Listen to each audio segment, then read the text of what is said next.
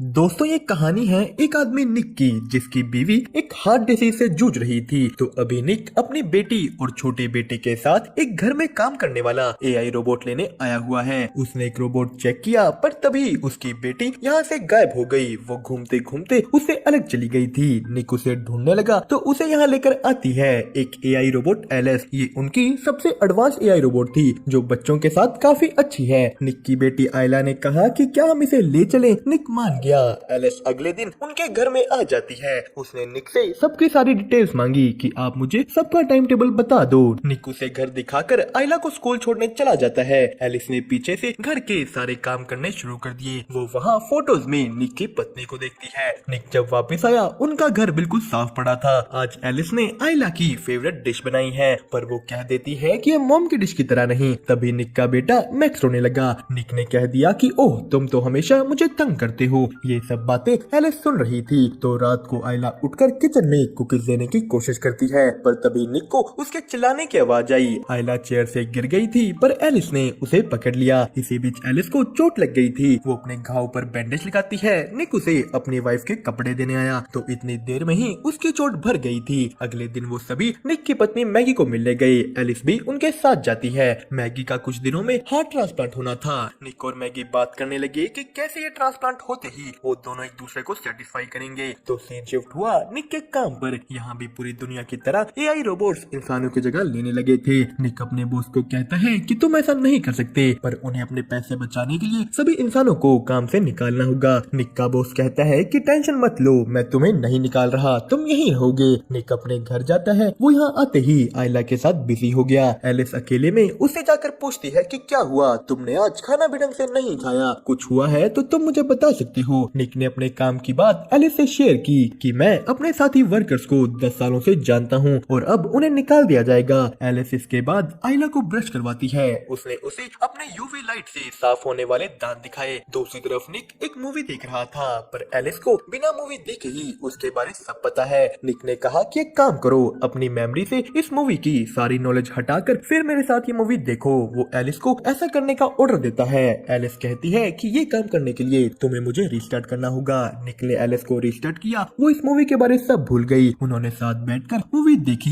Alice movie के emotions को समझ पा रही थी पर तभी निक को मैगी का फोन आया। वो लोग अगले दिन हॉस्पिटल जाते हैं। आज ही मैगी की सर्जरी होने वाली थी पर उसने इससे पहले एलिस से अकेले कुछ बात की। वो उसे कहती है कि अगर मुझे कुछ हो गया तो तुम्हें निक का ख्याल रखना होगा। वो कहती है कि चाहे तुम्हें आधी बार उसके ऑर्डर्स के खिलाफ क्यों न जाना पड़े, बस उसका ख्याल रखना। मैगी की सर्जरी का टाइम हुआ पर तभी जो हार्ट ट्रांसप्लांट के लिए आना था वो एक तूफान की वजह से अब नहीं आ पाएगा। मैगी निक को कहती है कि तुम बच्चों को लेकर घर जाओ, मुझे अभी थोड़ी देर अकेले रहना है। निक घर जाकर गुस्से में पीने बैठ गया। तभी वहाँ एलिस आती है। निक गुस्सा था कि कैसे बस थोड़ी सी तेज हवाओं की वजह से आज उसकी बीवी मर सकती है पर एलिस ने उसे गुस्सा करने से रोका कि तुम अपने आप को चोट पहुंचा लोगे। यही निक देखता है कि एलिस की भी नब्ज चल रही है। उसके पास भी एक धड़कने वाला मैकेनिकल दिल था। एलिस ने कहा कि पर मेरा दिल तुम्हारी तरह कुछ फील नहीं कर सकता। यहाँ एलिस निक को टच करने लगी। वो कहती है कि तुम्हारे ब्लड प्रेशर को देखकर मैं बता सकती हूँ कि तुम्हें अच्छा लग रहा है, इससे तुम्हारी स्ट्रेस कम होगी। पर निक ने मना कर दिया। वो यहाँ से चला जाता है पर ये चीज उसके दिमाग से नहीं निकलती। अगले दिन वो अपने काम पर गया। यहाँ सारा काम अब रोबोट्स कर रहे थे। निक मैगी के पास गया। वो बिल्कुल मरने को तैयार थी। उसके अंदर कोई उम्मीद नहीं बची। निक वापस घर गया तो वो देखता है कि उनकी फैमिली फोटोज में से मैगी की फोटो गायब थी। उसने एलिस से इसके बारे पूछा। वो कहती है कि तुम्हारी बेटी फोटोज देखकर दुखी हो रही थी तो मैंने उन्हें हटा दिया। निक कहता है कि फोटोज वापस लाओ। वो यहाँ से अपने दोस्तों के पास जाता है। ये वही लोग थे जो पहले निक के साथ काम करते थे और इस वक्त वो बहुत नाराज हैं क्योंकि उन्हें कहीं और भी काम नहीं मिल रहा। गुस्से में उनका एक साथी मोंटी उन्हें उनके पहले काम करने वाली जगह पर ले गया। वो निक को कहता है कि मैं अंदर अपना कुछ सामान भुलाया हूँ, बस वही लेने जाना है। पर अंदर पहुँचते ही उसने निक से पूछा कि चलो यहाँ का कोड बताओ। वो पूछता है कि क्या यहाँ का एक ही कोड है या तुम्हें अपना अलग मिला है। निक कुछ नहीं बोला। मोंटी निक की बेटी का ईयर ऑफ बर्थ याद कर कोड में भर देता है। ये चैम्बर खुल गया। इसमें से एक रोबोट बाहर आता है। मोंटी ने उसका सर तोड़ डाला। वो लोग निक को पकड़कर सभी के सभी रोबोट्स को तोड़ डालते हैं। निक अपने घर चला गया पर तभी उसके शावर के बाहर एलिस आ गई थी।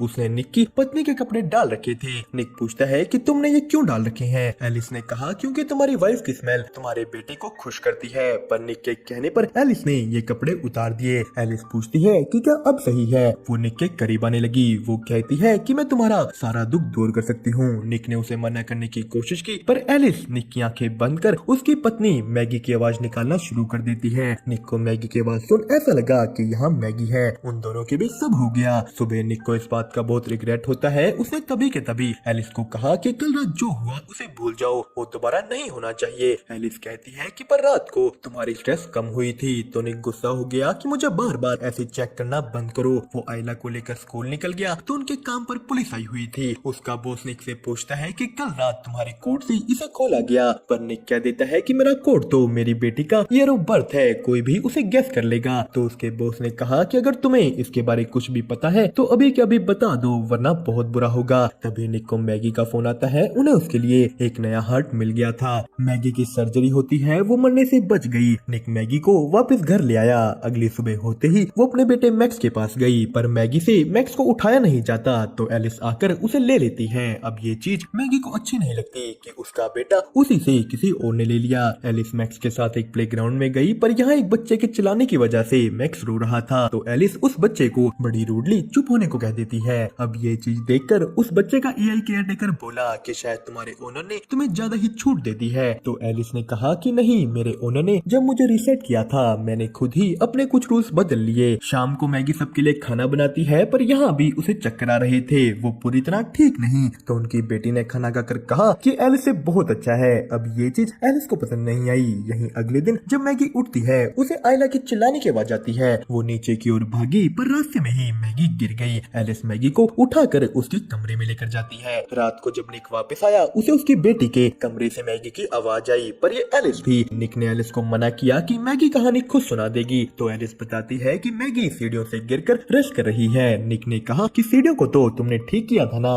एलिस कहती है कि मैं दोबारा ठीक कर दूंगी। निक मैगी के पास जाता है। उसने उसे कहा कि चलो मेरे पास तुम्हारे लिए एक सरप्राइज है। निक मैगी को बाहर अपने गार्डन में लेकर गया। वो सारा परिवार साथ में डिनर करता है, पर अंदर से एलिस ये सब देखकर जल रही थी। इसके बाद मैगी और निक अपने कमरों में चले जाते हैं। तो तभी बीच में एलिस आ गई। वो कहती है कि तुम्हारी बेटी तुम्हें बुला रही है। निक इसके बाद बाहर दोबारा गार्डन में गया तो वहाँ उसका वही दोस्त मोंटी आ जाता है। वो दोनों साथ में ड्रिंक करने लगे। मोंटी कहता है कि मेरी बीवी ने मुझे छोड़ दिया, मेरे पास पैसे नहीं है और किसी ने मेरा नाम भी पुलिस को बता दिया। मोंटी का शक था कि ये निक ने किया है। वो दोनों आपस में बहस करने लगे। मोंटी ने निक को मारना शुरू कर दिया। वो उसके सर पर बोतल फोड़ने ही वाला होता है कि एलिस आ गई, पर निक एलिस को मोंटी पर हमला करने से रोकता है। मोंटी ने कहा कि कल तक अपने बॉस से बात करो कि मेरे ऊपर लगे फाइन्स हटाए, वरना मैं तुम्हारा भी नाम उसको बता दूंगा। अंदर एलिस निक को कहती है कि मुझे अपने प्राइमरी यूजर को बचाने के लिए बीच में आना पड़ा, और वैसे भी तुम्हारे बच्चों को एक पेरेंट तो चाहिए ही। यहाँ एलिस बताती है कि निक तुम्हारी पत्नी मैगी ज्यादा दिन तक जिंदा नहीं बचेगी, पर उसके बाद मैं उसकी जगह ले सकती हूँ। निक ये सुनकर गुस्सा हो गया कि तुम कभी भी मैगी नहीं बन सकती। मैगी के पास दिल है, उसे दर्द होता है, उसके पास उस दर्द के निशान हैं। तो एलिस ने कहा कि बताओ निक, मैं भी निशान बना लूंगी। निक यहाँ से जाकर सो गया। यही दूसरी तरफ मोंटी अपने पत्नी को वॉइस नोट भेज रहा था कि प्लीज मेरे पास वापस आ जाओ, पर वहाँ एलिस आ जाती है। उसने मोंटी को कहा कि तुम निक को और परेशान नहीं कर सकते, वो पहले से ही स्ट्रेस में है। मोंटी एलिस की बात नहीं सुनता। उसने उस पर गन तान दी, पर एलिस मोंटी से ज्यादा ताकतवर थी। वो पहले मोंटी की रोबोट को मारती है और फिर मोंटी को। तो सुबह निक अपने बॉस के पास पहुंचा। वो उसे कहता है कि प्लीज मोंटी के ऊपर लगे फाइन्स हटा दो, पर यहाँ उसके बॉस ने निक को बताया कि मोंटी तो मर गया है। निक को इस बात पर विश्वास नहीं होता। इधर उनके घर में एलिस मैगी की मदद करती है। वो कहती है कि मैं तुम्हें छोड़कर नहीं जा सकती, क्योंकि तुम्हारी दवाइयों की वजह से तुम बेहोश हो सकती हो और यहाँ बाथटब में तुम मर भी जाओगी। एलिस मैगी को कहती है कि निक पहले से ही बहुत स्ट्रेस में है और ये सब उसको और दुख देगा, खास करके जब तुम उसको पूरी तरह सेटिस्फाई नहीं कर पा रही। मैगी पूछती है कि तुम्हें कैसे पता कि वो सेटिस्फाई है या नहीं। एलिस ने कहा कि जब निक सेटिस्फाई होता है उसका ब्लड प्रेशर और स्ट्रेस कम होती है। मैगी ने कहा कि तुम्हें ये कैसे पता। वो समझ जाती है कि निक और एलिस ने सब कुछ कर रखा है। मैगी ने गुस्से में एलिस को गैराज में भेज दिया। वो निक से इसके बारे में पूछती है। निक ने सफाई देने की कोशिश की कि मैगी वो एक मशीन है, पर यहाँ उनका बेटा मैक्स ऊपर रो रहा था। एलिस ने मैक्स की रोने की आवाज सुनी। उसे याद आता है कि मैक्स रोकर हमेशा निक को तंग करता है। उसने ले जाकर मैक्स को बाथटब में डाल दिया। ये सब यहाँ आयला देख लेती है। उसने निक को बताया। निक बाथरूम के अंदर जाने की कोशिश करने लगा, पर एलिस ने दरवाजा पकड़ रखा था। मैगी दूसरी तरफ से एक खिड़की में से अंदर आई तो एलिस ने उसे भी पकड़ लिया। निक अंदर आकर उसे छुड़ाता है। एलिस गुस्सा हो गई। निक ने एलिस को बिजली का झटका दे दिया, वो बंद होकर गिर जाती है। मैक्स को हॉस्पिटल ले जाया गया। यहाँ मैगी निक को कहती है कि बच्चों के साथ मैं अकेली जाऊंगी, मुझे सब सोचने के लिए थोड़ा टाइम चाहिए। तो दूसरी तरफ कंपनी वाले एलिस को रिपेयर के लिए ले गए, पर यहाँ जैसे ही वो एलिस के दिमाग को निकाल कर अपने सिस्टम से कनेक्ट करते हैं, एलिस ने उनके पूरे सिस्टम को ही हैक कर लिया। वो अपने आप को पूरे सिस्टम में कॉपी कर देती है। एलिस ने एक दूसरे रोबोट को कंट्रोल कर इन लोगों को भी मार दिया। सीन शिफ्ट होता है हॉस्पिटल में, जहाँ निक का पूरा परिवार बैठा था, पर निक अकेला एक बार में दुखी होकर पी रहा है। तो तभी वहाँ एलिस आ गई। वो कहती है कि मैं तुम्हारे सारे दुखों को खत्म कर दूंगी, मैंने उस मोंटी को भी मार डाला और अगली बारी तुम्हें दुख देने वाले तुम्हारे उस परिवार की है। एलिस एक दूसरे रोबोट के जरिए हॉस्पिटल पहुंच चुकी थी। वो इधर निक को भी पकड़ लेती है, पर निक ने उससे तो प्यार की बातें कर कर उस पे हमला कर दिया। तो यही हॉस्पिटल में मैगी ने कुछ आवाजें सुनी। वो आयला को पीछे छोड़कर आवाज के पीछे जाती है। आयला जब उठी वहाँ कोई नहीं था। उसे भी दूर से मैगी की आवाज आई। यहाँ के सभी रोबोट्स को एलिस ने कंट्रोल कर बंद कर दिया है, पर तभी मैगी ने आयला को पकड़ लिया। एलिस उन्हें यही ढूंढ रही थी। वो एक नर्स को पकड़ लेती है। मौके का फायदा उठा मैगी आयला को ले निकल गई। वो मैक्स को उठाते हैं, पर एलिस ने पीछे से यहाँ मैगी को लगा एक ग्लास का टुकड़ा देख लिया। वो अपने यूवी लाइट से इन खूनों को ट्रेस करते हुए आगे बढ़ी, पर उसके पहुंचते ही वो लोग उसके विजन ब्लॉक करके भाग निकले। पीछे से निक भी हॉस्पिटल की तरफ आ रहा था, पर उससे पहले ही एलिस ने मैगी को पकड़ लिया। वो उसका दिल निकाल कर उसे मारने ही वाली होती है कि आकर निक ने एलिस को टक्कर मार दी।